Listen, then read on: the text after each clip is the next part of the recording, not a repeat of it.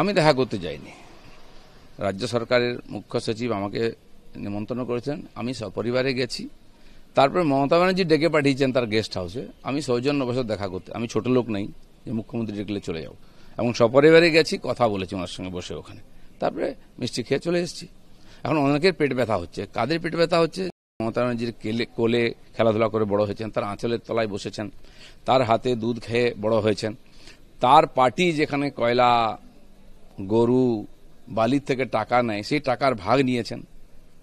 শেষ দিন পর্যন্ত তার সঙ্গে থেকে যখন দেখলেন যে সুবিধা হচ্ছে না, এদিকে সুবিধা বেশি চলে এসছেন। তারা বিজেপির দিলীপ ঘোষের বিরোধিতা করছেন, বেশিরভাগই হঠাৎ বিজেপি, 21-এর বিজেপি। এখন একটা ছাপ দেওয়ার চেষ্টা যে দিলীপ ঘোষ টিএমসিতে যাবে। মমতা ব্যানার্জিও জানেন যে দিলীপ ঘোষ কোন টিএমসিতে আসবে না। যারা বলছেন তারাও ভালো করে জানেন, তারা হয়তো ফিরে যাবেন। অর্জুন সিং ফিরে গিয়ে আবার চলে এসছে, এক রাত কাটায় টিএমসির বাড়িতে, এক রাত কাটায় বিজেপির বাড়িতে। সে দিলীপ ঘোষকে ক্যারেক্টার সার্টিফিকেট দিচ্ছে।